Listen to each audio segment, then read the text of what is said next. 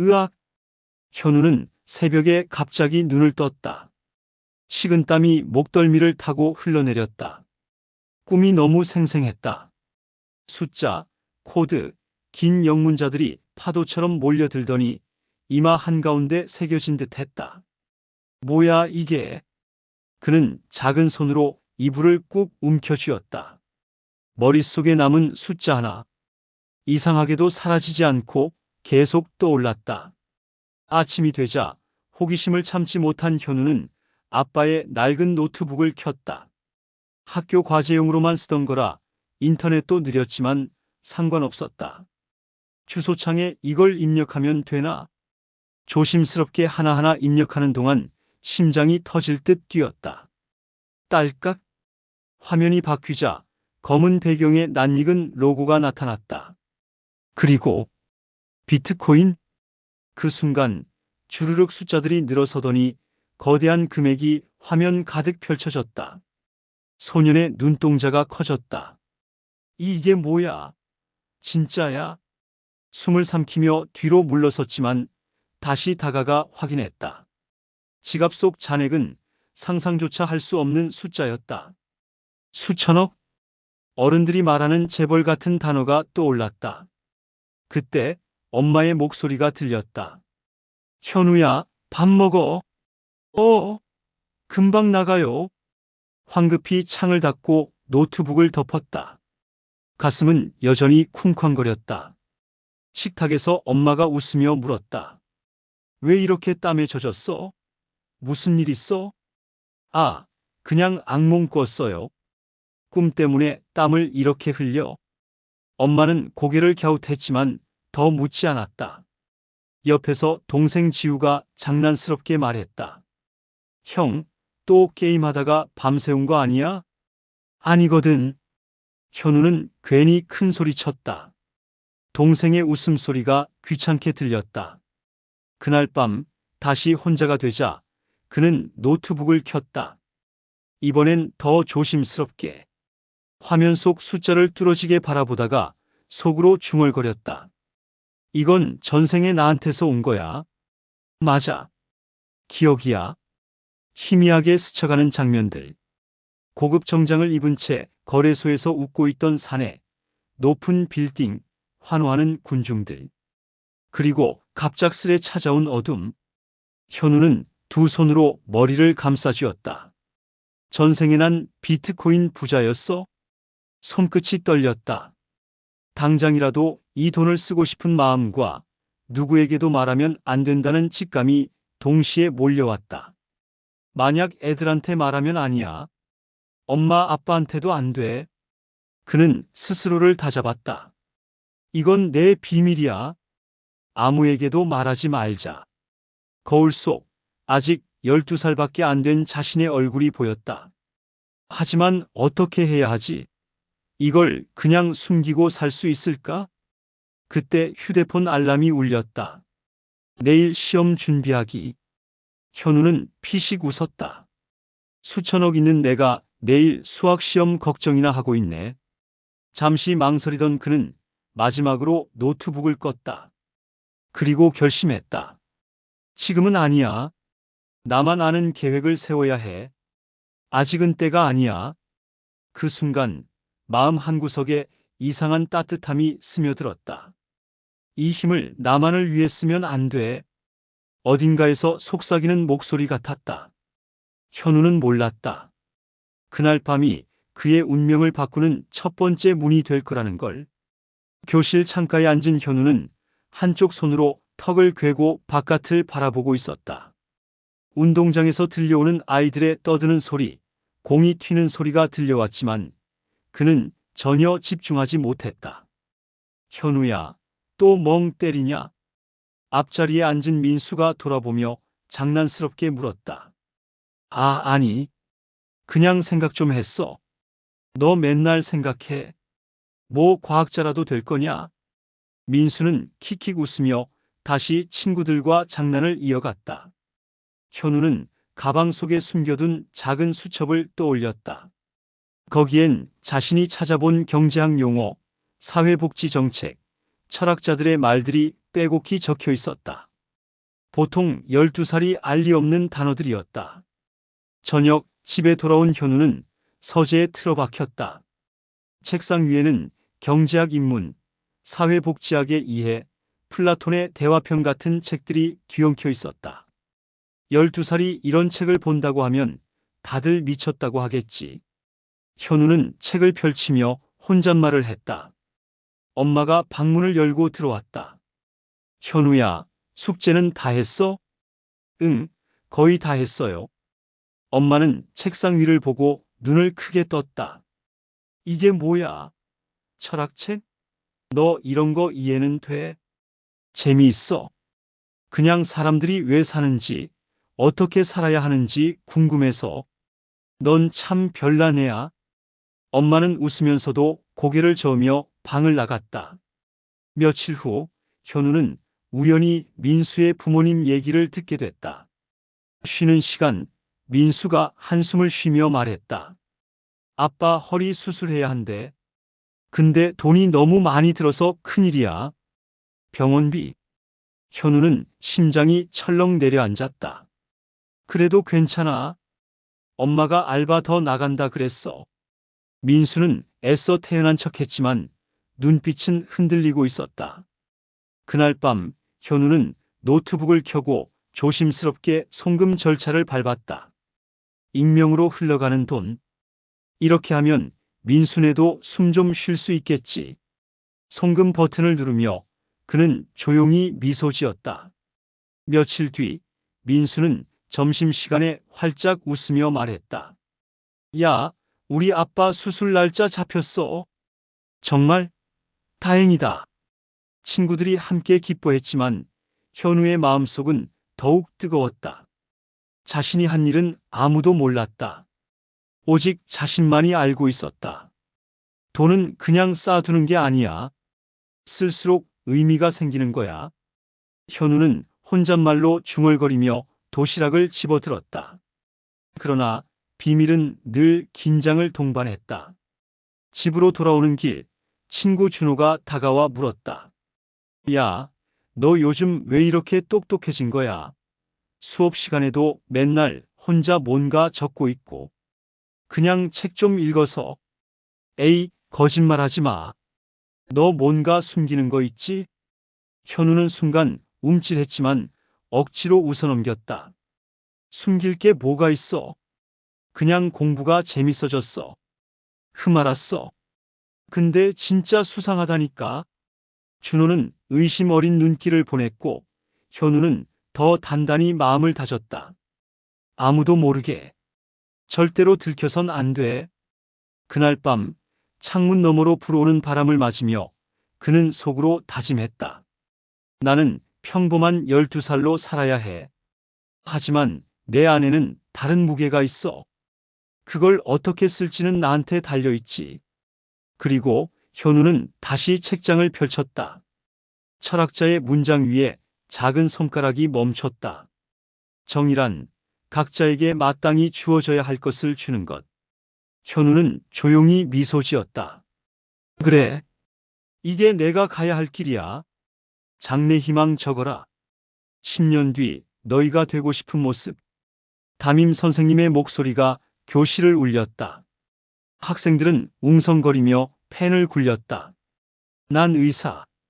나는 변호사. 와야. 난 사업가. 종이 위에 빼곡히 적히는 돈 잘 버는 직업들. 현우는 주저하지 않았다. 펜 끝이 하얀 종이를 꾹 눌렀다. 사회복지사.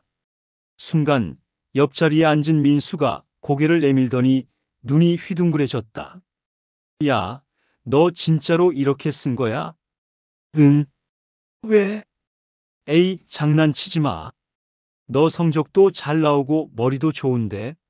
사회복지사가 꿈이라고. 맞아. 현우는 담담하게 대답했다. 뒤에서 다른 친구들이 끼어들었다. 야, 그건 돈도 못 벌잖아. 그러니까 차라리 은행원이나 의사 쓰지. 너 부자가 꿈 아니었어? 현우는 잠시 멈칫했지만 미소를 지었다.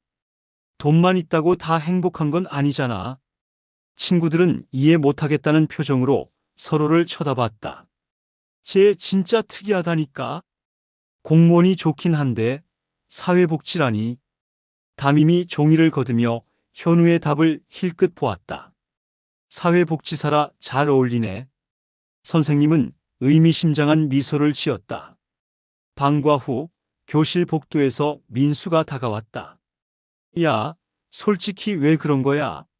너 진짜 돈 필요 없냐? 현우는 가만히 웃으며 고개를 저었다. 돈은 필요하지. 근데 그게 전부는 아니야. 난 아직도 이해가 안 된다. 나 같으면 돈 많이 벌어서 부모님 고생 안 시킬 거야. 그것도 좋은 거야. 근데 나는 나 말고 다른 사람도 도울 수 있는 일을 하고 싶어. 민수는 답답하다는 듯 고개를 흔들었다. 넌 가끔 보면 나랑 다른 세상 사는 애 같아. 집에 돌아온 현우는 책상 앞에 앉았다. 창밖으로 노을빛이 길게 드리웠다. 책상 위에는 투자 관련 서적과 사회복지학 교재가 나란히 놓여 있었다. 내 인생은 두 가지 길을 동시에 걸어야 해. 투자와 복지. 그는 노트에 굵게 적었다. 잠시 눈을 감자 전생의 기억이 스쳐갔다. 거대한 빌딩의 회의실. 수많은 사람들의 갈채. 은행 잔고에 찍힌 천문학적인 숫자. 그리고 그 모든 게 한순간에 사라졌던 순간. 부자가 되는 건 쉽다. 하지만 그 돈으로 무엇을 할지는 어렵다. 현우는 펜을 굴리며 자신에게 속삭였다. 돈은 나를 위해서만이 아니라 모두를 위해서 써야 해. 며칠 후 학교 도서관. 현우는 투자 관련 책을 빌려 들고 나왔다. 그 모습을 본 같은 반준호가 다가왔다. 야, 사회복지사 된다더니 왜 주식 책 보고 있어? 공부하는 거지. 넌 진짜 정체가 뭐냐? 복지랑 투자가 무슨 상관인데? 많은 상관 있어. 복지도 결국 돈으로 하는 거야. 돈이 없으면 아무것도 못해. 준호는 눈을 동그랗게 떴다. 헐, 너 완전 다 계획이 있구나. 계획까진 아니고 그냥 내가 할 수 있는 일을 준비하는 거지. 시험이 다가오자 친구들은 문제집을 붙잡고 허둥댔다. 하지만 현우의 노트에는 수학 공식 옆에 작은 글귀들이 적혀 있었다. 돈은 목적이 아니라 수단이다. 행복은 나눌 때 커진다. 그 글귀들 사이에 굵은 글씨로 적힌 한 줄. 투자와 복지, 두 길을 동시에. 현우는 노트를 덮으며 속으로 다짐했다. 나는 두 얼굴을 가진 사람이 될 거야. 밖에서는 평범한 학생, 안에서는 미래를 준비하는 투자자. 그리고 언젠가는 사회복지사. 창문 너머로 밤하늘 별빛이 반짝였다.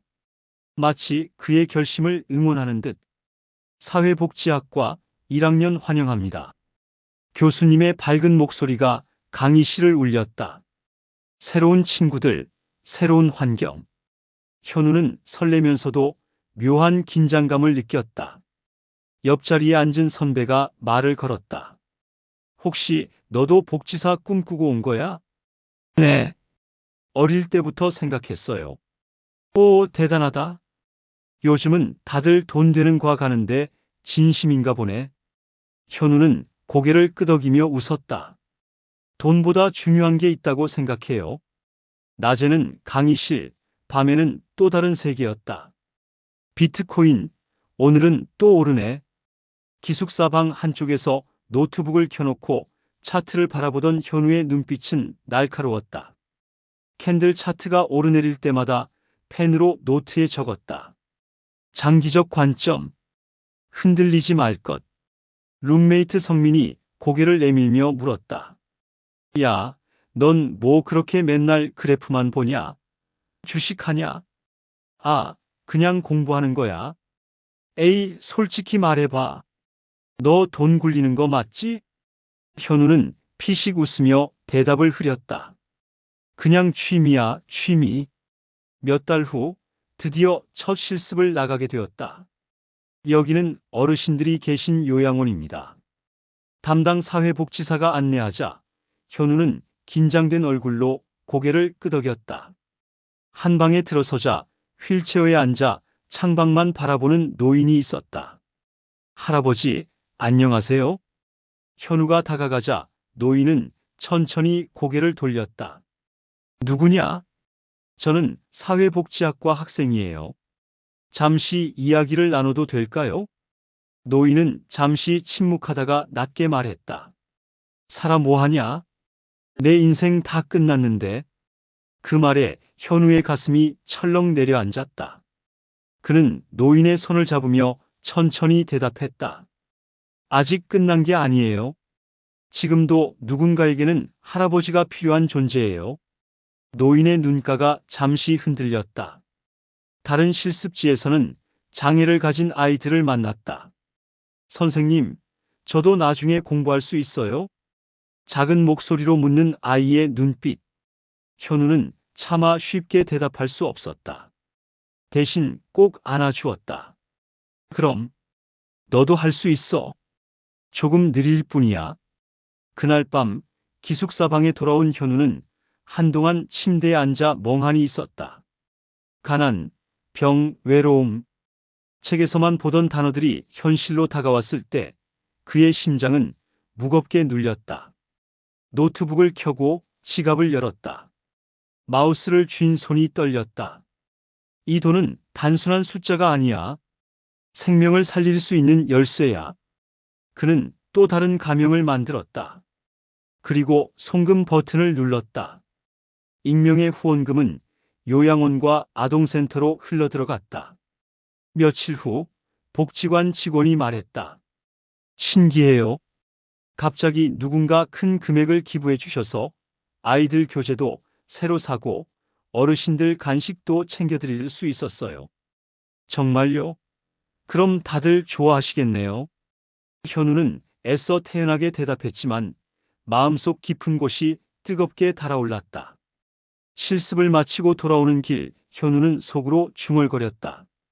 나는 두 세계를 동시에 살아가고 있어. 낮에는 복지사로서, 밤에는 투자자로서. 언젠가 이 둘을 합쳐 세상을 바꿀 수 있겠지. 노을빛이 스며드는 캠퍼스 길 위에서 그는 더 단단히 다짐했다. 현우 씨, 보고서 아직 안 끝났어요? 과장님의 날카로운 목소리가 사무실에 울렸다. 네, 거의 다 됐습니다. 현우는 황급히 키보드를 두드렸다. 졸업 후 들어온 첫 직장. 이름만 들어도 알만한 중견기업이었다. 안정적인 급여, 깔끔한 사무실, 매달 꼬박꼬박 들어오는 월급 통장. 겉으로 보기엔 부족할 게 없어 보였다. 하지만 현우 씨, 내일 회의 준비도 좀 해줘요. 이번엔 자료 정리 철저히. 네, 알겠습니다. 대답은 자동으로 나왔지만 마음은 공허했다. 점심시간 회사 식당에서 동기들과 밥을 먹었다. 야, 이번에 성과급 나온다며? 대박이지 않냐? 난 그 돈으로 차 바꿀 거야. 나도.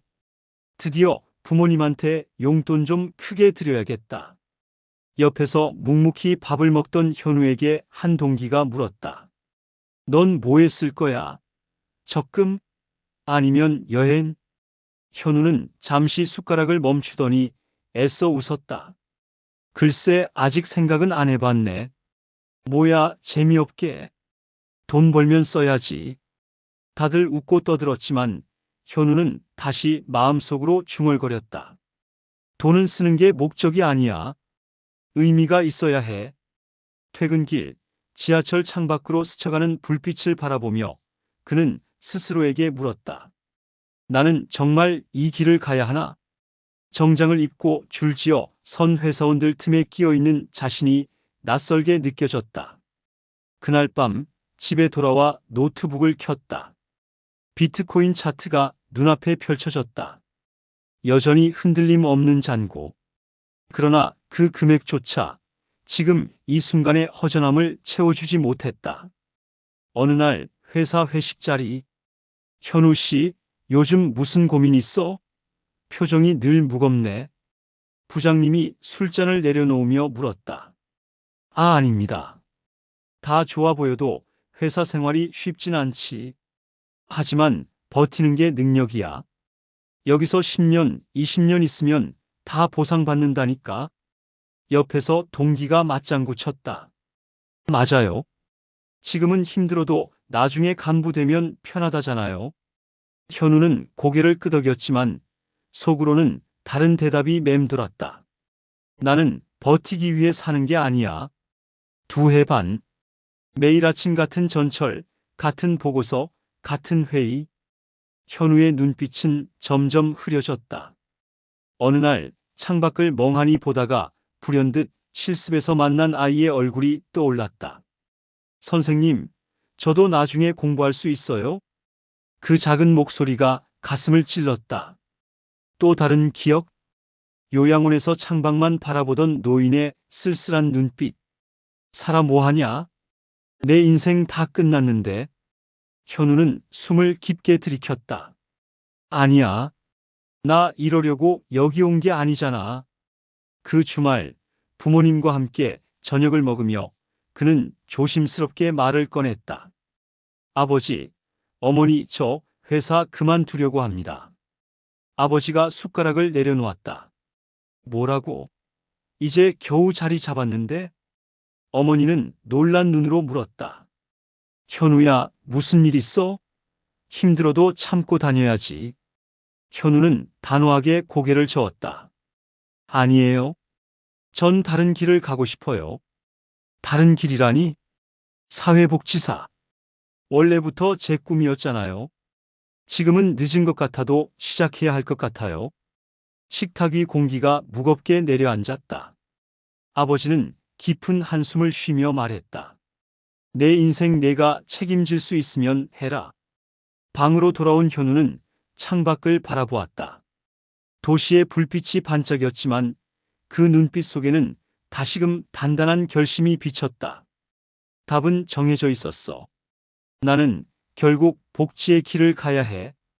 여기가 내가 일할 곳이구나.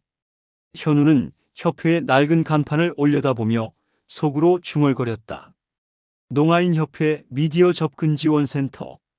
대기업 사무실에 반짝이는 유리벽 대신 오래된 벽돌 건물과 삐걱거리는 현관문이 그를 맞이했다. 하지만 그의 가슴은 묘하게 두근거렸다. 어서 오세요. 신입사회복지사 현우 씨 맞죠?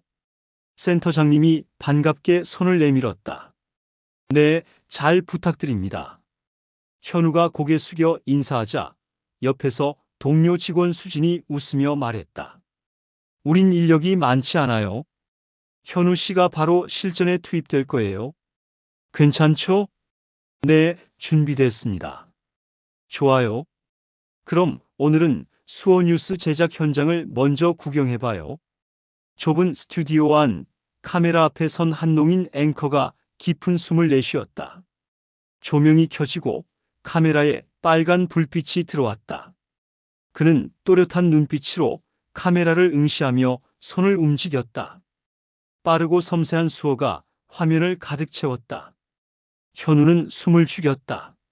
말은 들리지 않지만 저 눈빛은 모든 걸 전하고 있어. 뉴스가 끝나고 촬영을 마친 농인이 천천히 다가와 현우를 바라봤다. 처음 보는 얼굴이네요. 새로운 분인가요? 수진이 옆에서 수어로 대답했다. 네, 오늘부터 우리 팀에서 함께 할 거예요. 사회복지사 현우 씨. 농인은 고개를 끄덕이며 현우의 손을 꼭 잡았다. 그리고 수어로 말했다. 반가워요. 우리 이야기를 세상에 전하는 일 쉬운 길 아니에요. 그래도 고마워요. 현우는 눈을 마주치며 대답했다. 제가 더 고맙습니다. 오늘 정말 큰 걸 배웠어요. 점심시간 휴게실에서 동료들과 밥을 먹으며 이야기가 오갔다. 솔직히 아직도 세상은 우리 농인들의 목소리를 잘 듣지 않아요. 수진이 젓가락을 내려놓으며 말했다. 그런데 수어 뉴스가 있으면 적어도 우리가 직접 말할 수 있죠. 통역을 거치지 않고 현우는 고개를 끄덕였다. 오늘 촬영을 보는데 정말 울컥했어요. 언어가 달라도 눈빛 하나로 마음이 다 느껴지더라고요. 맞아요. 그 눈빛이 진짜 힘이에요. 수지는 따뜻하게 웃었다. 그날 저녁 집으로 돌아가는 길. 현우는 가방 속 수첩을 꺼냈다. 거기에 이렇게 적었다. 돈이 사람을 살릴 수 있다. 하지만 언어와 정보는 사람의 존엄을 살린다. 지갑 속에 잠들어 있는 비트코인 잔고가 떠올랐다. 나는 그 돈으로 누군가의 배를 채울 수도 있고 삶을 바꿀 수도 있다. 하지만 오늘 본 저 눈빛은 그보다 더 큰 가치를 알려줬어. 현우는 하늘을 올려다보며 속삭였다. 그래, 이게 내가 있어야 할 자리야. 여기서 나는 나의 답을 찾아갈 거야. 결혼을 축하합니다. 하객들의 박수와 웃음 속에서 현우는 신부의 손을 꼭 잡았다. 4살 연상의 그녀, 지연은 따뜻한 눈빛을 가진 사람이었다. 앞으로 고생 많을 거예요. 고생은 내가 할게요. 당신은 웃어만 줘요. 현우의 말에 지연은 눈가가 젖은 채 웃었다. 몇 년 후 집안은 아이들의 웃음소리로 가득했다. 아빠, 빨리 와. 블록 쌓아야지. 4살 된 아들 준호가 작은 손을 흔들며 불렀다. 나도 할래. 옆에서 2살 된 딸 수아가 덩달아 달려왔다. 거실 바닥에는 장난감이 흩어져 있었고 현우는 무릎을 꿇고 앉아 아이들과 함께 탑을 쌓았다. 와, 이만큼 높이 쌓았네. 근데 조심해야 돼. 살살. 쿵. 탑이 무너지자 아이들이 동시에 깔깔 웃었다. 그 순간 현우의 가슴 한가운데서 따뜻한 무언가가 차올랐다. 그래, 이게 진짜 행복이구나. 하지만 행복은 늘 책임을 불러왔다. 아이들을 재우고 난 뒤 집안이 고요해진 새벽. 현우는 다시 노트북을 켰다. 비트코인, 또 변동이 심하네. 그래프를 뚫어져라 바라보며 손에 힘이 들어갔다. 투자자이자 아버지, 사회복지사라는 3가지 얼굴을 동시에 지니고 사는 삶. 지칠 법도 했지만 그는 멈출 수 없었다. 그때 방문이 살짝 열리더니 지연이 얼굴을 내밀었다. 또 이래요? 현우는 황급히 노트북을 덮었다.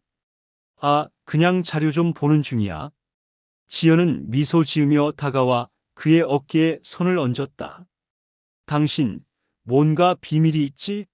하지만 나는 믿어. 현우는 눈을 마주치며 아무 말도 할 수 없었다. 그녀의 믿음이 때로는 부담이자 동시에 가장 큰 힘이었다. 다음 날 아침 식탁에서 아이들이 시끌거렸다.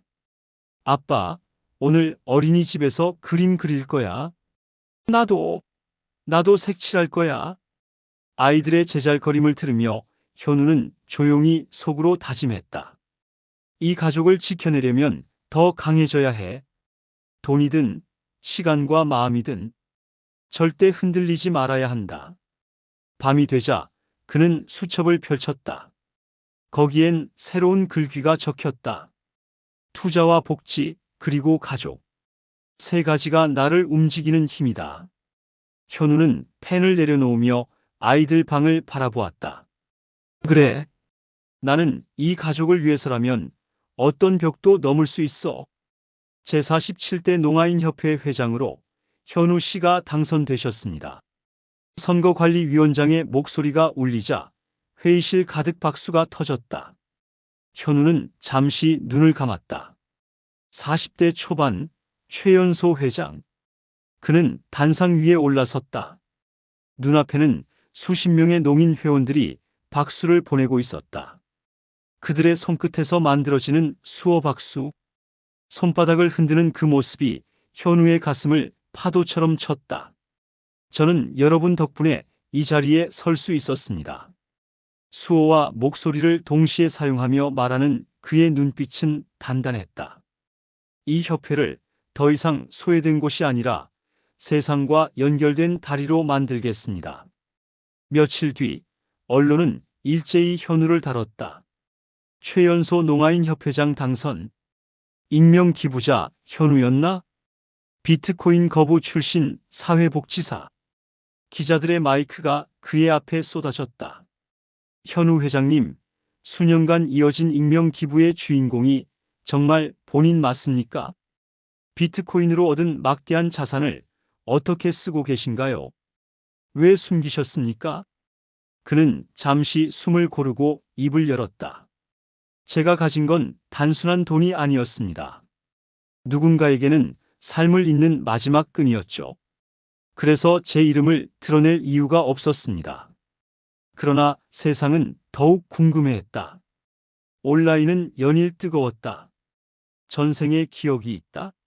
이게 무슨 소리야? 그의 비트코인 아직도 수천억이 남아있다는데 진짜라면 세상을 바꿀 사람일지도. 협회 사무실 앞에는 카메라가 줄지어 섰다. 동료 직원들이 걱정스러운 눈으로 말했다. 회장님, 이렇게까지 공개하실 필요 없어요. 내가 지금까지 해온 선행만으로도 충분히 존경받아. 전생의 기억까지 말하면 사람들이 믿지 않을 수도 있어. 현우는 고개를 저었다. 숨길수록 오해가 생겨요. 언젠가는 밝혀야 했습니다. 드디어 기자회견 날, 플래시가 쉴 새 없이 터졌다. 현우는 단상에 올라 카메라를 정면으로 바라봤다. 저는 사실 청각장애인입니다. 그 순간 기자들의 눈이 커졌다. 그리고 현우는 잠시 말을 멈췄다. 전생의 기억을 가진 사람이기도 합니다. 순간 회의장은 술렁였다. 전생이라고요? 농담입니까? 구체적으로 설명해 주시죠. 하지만 현우의 눈빛은 흔들리지 않았다. 믿기 어렵다는 거 압니다. 하지만 그 기억 덕분에 저는 지금의 제 자리를 이해하게 됐습니다. 돈은 목적이 될 수 없습니다. 오직 수단일 뿐입니다. 그 수단으로 저는 세상의 장벽을 무너뜨리고 싶습니다. 특히 언어와 청각의 벽을. 침묵이 흘렀다. 기자들의 펜끝은 바쁘게 움직였지만 누구도 쉽게 말을 잇지 못했다. 그 순간 협회 회원들이 일어나 수어 박수를 보냈다. 흔들리는 손끝, 흔들리지 않는 눈빛. 현우는 그 눈빛을 하나하나 바라보며 속으로 다짐했다. 그래, 이제는 숨을 이유가 없다. 세상과 정면으로 맞서겠다. 회장님, 이번에 또 기부하셨다면서요? 카메라 앞에서 한 기자가 물었다. 어르신 돌봄센터에 50억 원 맞습니까? 현우는 미소를 지으며 고개를 끄덕였다. 맞습니다. 하지만 제 이름은 필요치 않습니다. 그저 꼭 필요한 곳에 쓰였으면 합니다. 기자들이 재차 묻기 전에 회원들이 수어 박수를 보냈다. 어느새 사람들은 그를 비트코인 부자라 부르지 않았다. 대신 나누는 부자, 마음을 가진 지도자라 불렀다. 50대의 현우는 달라져 있었다. 머리엔 희끗한 빛이 감돌았지만 눈빛은 여전히 단단했다. 아이들은 다 자라 어엿한 대학생이 되었고 아내 지연은 늘 곁에서 조용히 응원해 주었다. 저녁 식탁에서 딸 수아가 물었다. 아빠, 요즘 뉴스에 아빠 이름이 자꾸 나오던데 사람들이 아빠더러 마음을 가진 지도자래. 아들 준호도 거들었다. 맞아. 학교 친구들도 아빠 얘기하더라. 근데 아빠, 왜 정치 안 나가요? 다들 그러던데. 현우는 젓가락을 내려놓고 아이들을 바라봤다. 정치? 난 권력이 아니라 사람을 위해 존재하고 싶어. 권력은 때로 사람을 삼키거든. 지연은 조용히 웃으며 고개를 끄덕였다. 당신답네. 나는 당신이 어떤 길을 가도 믿을 거야. 그러나 세상은 가만히 있지 않았다. 정치계에서 연이어 손짓이 오갔다. 현우 회장님, 이번 총선에 출마하시면 반드시 당선되십니다. 국민들이 원하는 건 진짜 지도자입니다. 이제는 정치의 무대에서 더 큰 역할을 하셔야죠. 회의실에서 정치인들이 고개를 숙이며 부탁했을 때 현우는 단호히 말했다. 저는 정치인이 될 생각이 없습니다. 제 자리는 여기 사람들 곁입니다. 상대는 포기하지 않았다. 지금의 영향력을 정치로 이어가야 합니다. 그것이 더 많은 변화를 만들 수 있습니다. 현우는 잠시 눈을 감았다. 가난한 노인들의 주름진 얼굴, 수어로 뉴스를 전하던 농인의 눈빛, 아이들의 웃음을 떠올렸다. 아니요. 변화를 만드는 건 권력이 아니라 사람이 사람을 만나는 자리에서 시작됩니다. 하지만 그의 마음속에서도 작은 흔들림은 있었다. 밤늦게 홀로 사무실에 앉아 그는 수첩을 펼쳤다. 거기엔 여전히 굵은 글씨로 쓰여 있었다. 투자와 복지, 그리고 가족. 그 밑에 그는 새로 적었다. 그리고 이제는 세상 전체. 창밖으로 별빛이 반짝였다. 그는 속으로 중얼거렸다. 나는 권력을 원하지 않는다. 하지만 더 큰 길이 날 기다리고 있다면 준비해야겠지. 며칠 뒤 협회 직원 수진이 물었다. 회장님, 요즘 많이 바쁘시죠? 얼굴이 더 단단해지셨어요. 현우는 웃었다. 그래 보여요? 네.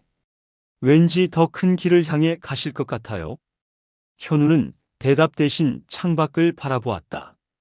어쩌면 곧 세상은 그에게 또 다른 선택을 요구할지도 모른다. 그러나 한 가지는 분명했다. 그는 더 이상 비트코인 부자가 아니었다. 그는 마음을 가진 지도자였다. 그리고 곧 그 길의 끝에서 더 큰 시험을 맞게 될 것이다. 회장님, 아니, 이제는 선생님이라고 불러야겠군요. 후배 사회복지사가 웃으며 인사했다. 현우는 미소를 지었다. 그냥 현우라고 불러요. 이제는 자리도 내려놓았으니까. 60대가 된 그는 공식적으로 은퇴했다. 농아인협회 사무실, 사회복지 현장, 수어뉴스 스튜디오. 그가 수십 년을 발로 뛰며 지켜온 곳들은 여전히 북적였지만 이제 그의 자리는 비워져 있었다. 하지만 세상은 그를 놓아주지 않았다. 현우 선생님, 이번 국제 포럼에서 꼭 강연해 주셔야 합니다. 투자와 복지를 연결한 선구자, 바로 당신입니다. 정치계에서도 여전히 당신을 찾습니다. 한 번만 생각해 보세요. 현우는 고개를 저었다. 나는 정치인이 될 생각은 없습니다.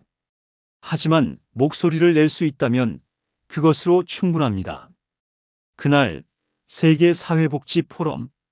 수천 명의 청중이 모인 무대 위 현우는 단상에 올랐다. 머리카락은 희끗희끗해졌고 주름은 깊어졌지만 그의 눈빛만큼은 예전 그대로였다. 저는 평생 두 가지 삶을 걸었습니다. 투자자이자 사회복지사. 사람들은 묻곤 했습니다. 왜 두 길을 동시에 걷냐고. 잠시 말을 멈춘 그는 무대 뒤 대형 화면에 띄워진 사진을 바라봤다. 아이들과 웃던 모습, 농인 앵커의 눈빛, 기부로 웃음을 되찾은 노인들. 답은 간단합니다. 돈은 기억이었습니다. 전생에서 얻은 그 돈은 제게 책임의 기억으로 남아 있었습니다. 그리고 복지는 미래였습니다. 지금 이 자리에서 여러분과 함께 만드는 미래 말입니다. 청중석에서 웅성거림이 일었다. 현우는 손을 들어 올리며 마지막 말을 이었다.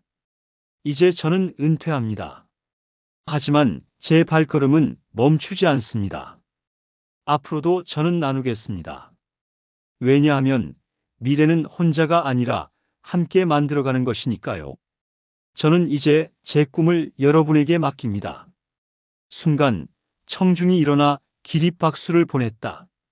수어 박수와 손뼉 소리가 한데 섞여 거대한 파도를 만들었다. 무대를 내려오며 현우는 속으로 중얼거렸다. 전생의 자산은 현생의 꿈과 하나가 되었구나. 나는 이제야 진짜 자유로워졌다. 뒤에서 지연이 다가와 그의 손을 잡았다. 당신 멋있었어요. 현우는 아내의 눈을 바라보며 웃었다. 이제 우리 함께 여행이라도 다닐까? 그동안 못한 거 많잖아. 좋아요. 이제는 당신 차례예요. 조금은 쉬어도 돼요. 그러나 현우는 알았다. 쉬어도 그의 길은 끝나지 않았다는 것을. 그는 무대 위에서 남겼던 말을 다시 떠올렸다. 돈은 기억이었고 복지는 미래였다. 그리고 나는 그 미래를 모두와 함께 나누고 싶다. 그리고 그날 박수 속에서 새로운 시대가 조용히 열리고 있었다. 끝.